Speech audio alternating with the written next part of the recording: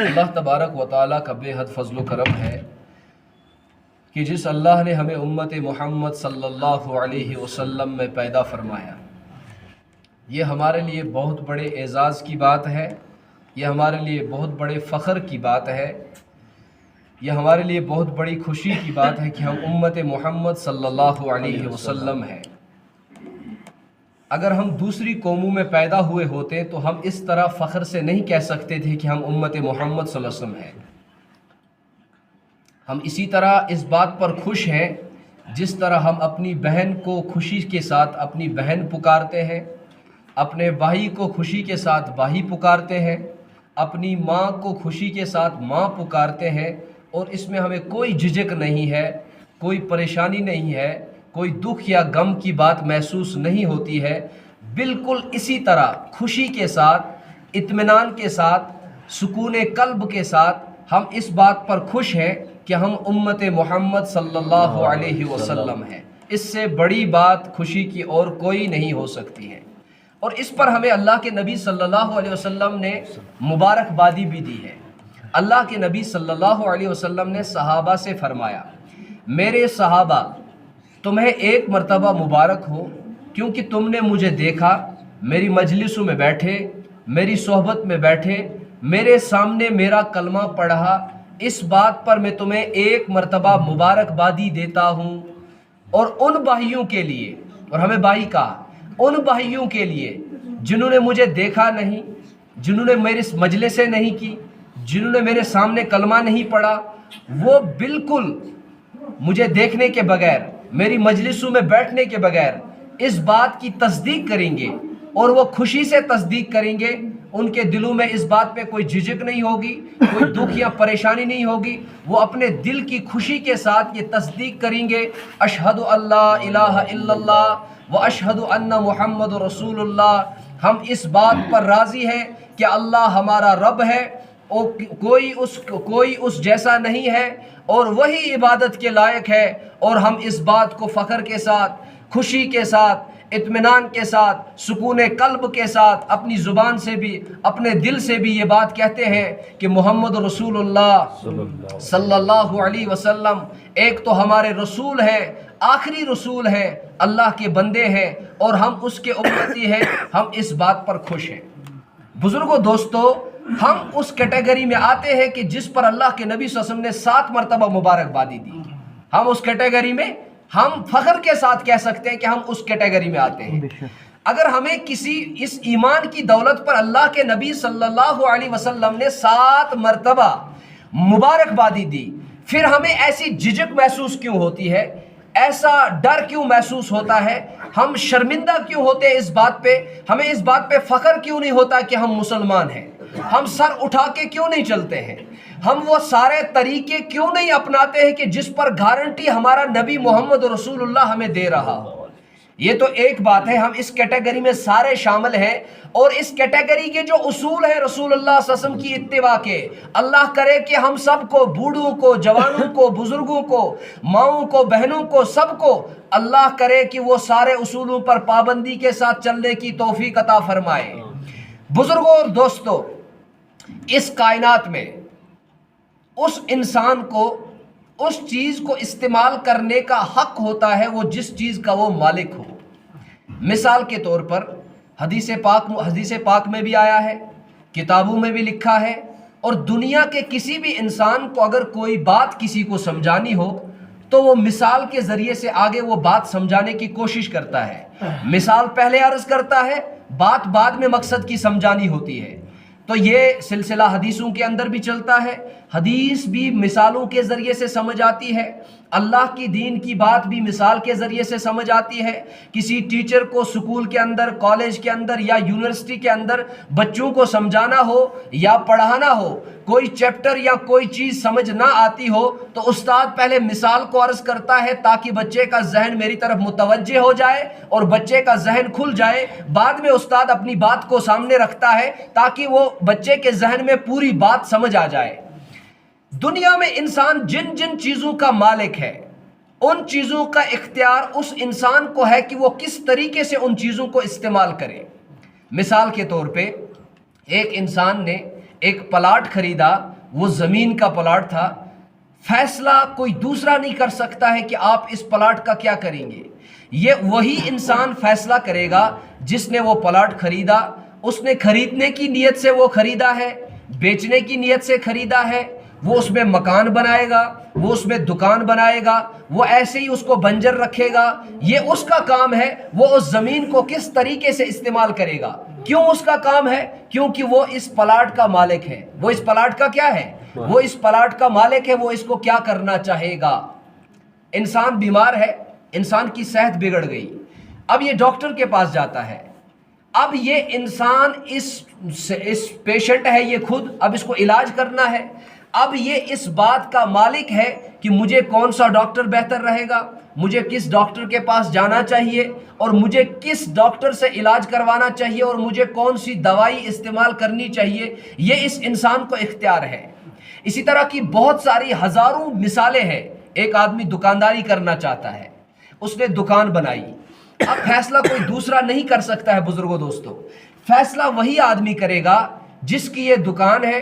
وہ اس دکان میں کریانہ سٹور ڈالنا چاہتا ہے، وہ اس کو میڈیکل دکان بنانا چاہتا ہے، وہ اس کو بک شاپ بنانا چاہتا ہے، وہ اس میں نانوائی کی دکان ڈالنا چاہتا ہے، وہ اس میں کوئی اور چیز ڈالنا چاہتا ہے۔ یہ فیصلہ کون کرے گا؟ یہ فیصلہ وہی آدمی کرے گا جس کی وہ کیا ہے؟ جس کی وہ دکان ہے، جس کی وہ کیا ہے؟ دکان ہے۔ تو ہزاروں ایسی چیزیں، چاہے وہ پلاٹ ہو، مثال کے طور پہ ایک آدمی گاڑی خریدتا ہے، یہ فیصلہ وہی آدمی کرے گا کہ اس گاڑی کا مجھے کیا کرنا ہے، اس میں مجھے سواریاں لینی ہے، سواریاں لانی ہے، یا یہ گاڑی مجھے کرائے پہ دینی ہے، یا گاڑی مجھے خود چلانی ہے، کیونکہ اس کا مالک وہی آدمی ہے، یہ خود وہی فیصلہ کرے گا۔ یہ کون فیصلہ کرے گا؟ یہ وہی آدمی فیصلہ کرے گا کہ مجھے اس گاڑی کا کیا کرنا ہے۔ ایک آدمی مکان بناتا ہے، اس میں 4 کمرے ہیں، 5 کمرے ہیں، دوسرا کوئی پڑوسی اس میں فیصلہ نہیں کر سکتا ہے کہ اس آدمی کو اس مکان کا کیا کرنا ہے۔ یہ فیصلہ وہی مکان والا کرے گا کہ مجھے یہ مکان کرائے پہ دینا ہے، مجھے یہ مکان اپنے لیے رکھنا ہے، یا میں ایسے ہی اس کو ایسی بیکار رکھ دوں۔ یہ مکان مالک فیصلہ کرے گا۔ بالکل اسی طرح جس طرح کی یہ میں نے مثالیں آپ حضرات کے سامنے پیش کی کہ پلاٹ خریدنے والے کو حق ہے کہ وہ فیصلہ کرے کہ اس پلاٹ میں کیا بنانا ہے، دکان بنانے والے کو حق ہے کہ وہ فیصلہ کرے کہ مجھے اس دکان میں کون سی چیز ڈالنی ہے۔ اچھا، اسی طرح پیشنٹ کو حق ہے کہ وہ کس ڈاکٹر کے پاس علاج کرے، ان چیزوں میں اس کو اختیار ہے، وہ مالک ہے ان چیزوں کا۔ بالکل اسی طرح سے جس طرح سے ہمیں اختیار ہے ان چیزوں کو استعمال کس طریقے سے کرنا ہے، ان چیزوں کو یوز کس طریقے سے کرنا ہے، ہم بطور مالک ان چیزوں کو کیسے استعمال کریں، ہمارے بغیر یہ حق کسی دوسرے کو نہیں ہے۔ بالکل اسی طرح اتنی بڑی کائنات ہے، اتنی بڑی کیا ہے؟ اتنی بڑی کائنات ہے جس میں زمین ہے، جس میں آسمان ہے، جس میں چاند ہے، جس میں تارے ہیں، جس میں سمندر ہے، جس میں ہوائیں ہیں، جس میں جنگل ہیں، اڑنے والے جانور، رینگنے والے جانور، چلنے والے جانور، 4 پاؤں والے جانور، 2 پاؤں والے جانور، چھوٹے چھوٹے جانور، بڑے بڑے جانور، سمندروں کے اندر والے جانور، سمندر کے باہر کے جانور۔ یہ فیصلہ کون کرے گا؟ یہ فیصلہ اس کائنات کا مالک کرے گا کہ ان چیزوں کو کس طریقے سے استعمال کرنا ہے۔ جس طریقے سے ہمیں اختیار کچھ چیزوں میں تھا، ہم کسی دوسرے کو اختیار نہیں دیا کہ ہم کسی دوسرے کو اس فیصلے میں اختیار دے کہ آپ فیصلہ کر لیں۔ بالکل اسی طرح کائنات کے چلنے میں، کائنات کے نظام میں کسی دوسرے کو اختیار نہیں ہے کہ وہ اس کائنات کی کسی چیز کو غلط استعمال کر سکے۔ چاند کا انتظام، یہ نظام اللہ کے ہاتھ میں ہے۔ سورج کا نظام، یہ نظام اللہ کے ہاتھ میں ہے۔ یہ اللہ نے ڈیسائیڈ کیا ہوا ہے کہ چاند کو کب نکلنا ہے، کب ڈوبنا ہے، تاروں کو کب نکلنا ہے، کب ڈوبنا ہے، سورج کو کب نکلنا ہے، کب ڈوبنا ہے، بارشوں کو کب برسنا ہے۔ یہ اللہ کے ہاتھ میں نظام ہے۔ زمین کو کیسے چلنا ہے، جس طریقے سے آج کل کے دور میں کچھ پڑھے لکھے انسان کھڑے ہو جاتے ہیں، وہ کہتے ہیں کہ کائنات خود بخود بن گئی ہے، وہ کہتے ہیں کہ کائنات کو کسی نے نہیں بنایا ہے۔ بالکل جس طریقے سے ہماری دکان خود وجود میں نہیں آتی ہے، وہ چیزیں خود وجود میں نہیں آتی ہے، بلب خود وجود میں نہیں آیا، ہمارے کپڑے خود وجود میں نہیں آئے. جس طرح سے ایک انسان کو اختیار ہے کہ وہ دکاندار سے کپڑا خریدتا ہے، اب اس کپڑے کو کیا بنانا ہے یہ دکاندار فیصلہ نہیں کر سکتا ہے، یہ خریدنے والا فیصلہ کرے گا. میں اس کپڑے کا شلوار قمیض بناؤں، میں اس کپڑے کا فیرن بناؤں، میں اس کپڑے کی کرتا بناؤں، جو اس کو مرضی ہے، کیونکہ اس کپڑے کا مالک ہے. بالکل اسی طرح پوری کائنات کا مالک کون ہے؟ اللہ ہے. اللہ ہے اس کائنات کا مالک، اللہ ہے. اسی کو یہ اختیار ہے کہ اس کائنات کو مجھے کس طریقے سے چلانا ہے. یہ کائنات خود بخود نہیں بنی ہے، یہ کائنات کسی نے بنائی ہے. اب ہم اس کائنات کے اندر آئے ہیں. جب ہم اس کائنات کے اندر آئے تو ہمیں اس کائنات کے قانون کو فالو کرنا پڑے گا، تب تک ہماری زندگی صحیح طریقے سے نہیں گزار سکتی. بزرگوں اور دوستو، اللہ کی کتنی بڑی قدرت ہے، اللہ کی کتنی بڑی شان ہے، اللہ کتنے بڑے قدرت والے ہیں. اگر ہم تھوڑا سا اس بات پر غور کریں، دیکھو ہم اپنی چیزوں پر غور تو کرتے ہیں لیکن اللہ کی اتنی بڑی قدرت پر ہم غور نہیں کرتے ہیں.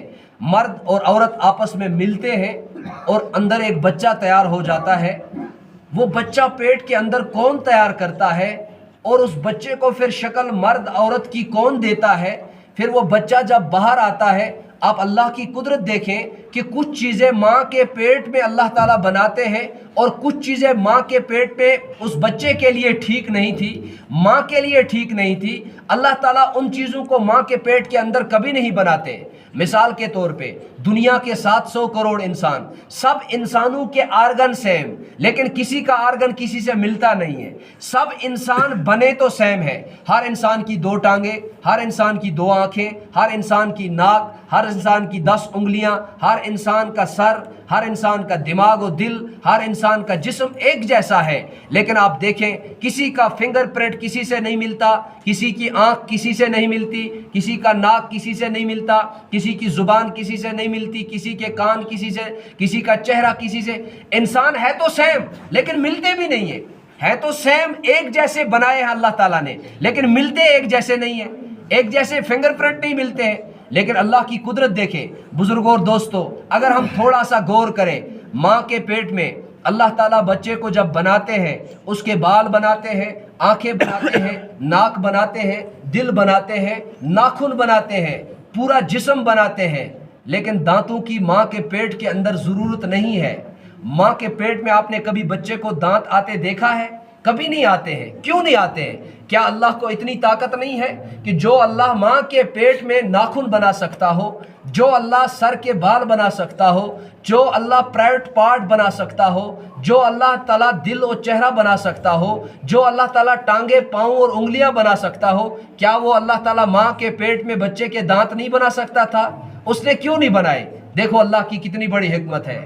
اللہ کو پتا ہے کہ جب یہ بچہ پیدا ہوگا، اب اس بچے کو کوئی ٹریننگ نہیں ہے، کوئی مولوی صاحب اس کے سامنے جا کر بیان کرے گا کہ تمہیں اس طرح سے دودھ چوسنا ہے، اس بچے کو سمجھ نہیں آنی ہے کیونکہ اس کا دماغ اتنا بڑا ہے نہیں. کوئی موٹیویشنل سپیکر اس کے پاس جائے، اس کو سمجھاتا رہے کہ تمہیں دودھ اس طریقے سے پینا ہے، بچے کی سمجھ میں آ سکتا ہے؟ بالکل نہیں آ سکتا ہے. کوئی پیر صاحب اس کو منتر ڈالتا رہے کہ تمہیں دودھ اس طرح سے چوسنا ہے، اس بچے کی سمجھ میں یہ بات آ سکتی ہے؟ بالکل نہیں آ سکتی ہے. کیوں نہیں آ سکتی ہے؟ کیونکہ اس بچے کو ابھی وہ صلاحیت نہیں ہے، ابھی وہ علم اور نالج نہیں ہے. اللہ تعالیٰ نے پہلے ہی اس کے اندر ایک سسٹم بنا کے رکھا ہے. اس بچے کے منہ میں دانت نہیں ہے. اللہ کو پتا تھا کہ اس کا معدہ جو ہے، ڈائجسٹ سسٹم جو ہے، وہ ابھی کھانا نہیں کھا سکتا ہے، وہ ابھی غذاؤں کو اندر ڈائجسٹ نہیں کر سکتا ہے، وہ غذاؤں کو اندر ہضم نہیں کر سکتا ہے. اللہ تعالیٰ نے جو ہی بچہ پیدا ہوا، ماں کی چھاتیوں میں دودھ ابلنا نکلنا شروع ہو گیا. کیا اندر کوئی دودھ کا پلانٹ لگا ہوا ہے؟ دودھ کا کوئی فیکٹری تو دودھ کی نہیں کھولی ہوئی نا اندر. جو ہی بچہ پیدا ہوا، ساتھ میں ماں کی چھاتیوں سے دودھ نکلنا شروع ہو گیا. اللہ تعالیٰ نے یہ جو دانت بچے کو ماں کے پیٹ میں نہیں بنائے، اس کی بہت بڑی وجہ یہ ہے، بہت بڑی حکمت یہ ہے کہ اگر یہ دانت ماں کے پیٹ سے ہی آتے تو اس بچے کو غذا کھانے سے تو تکلیف ہوتی تھی. اس کو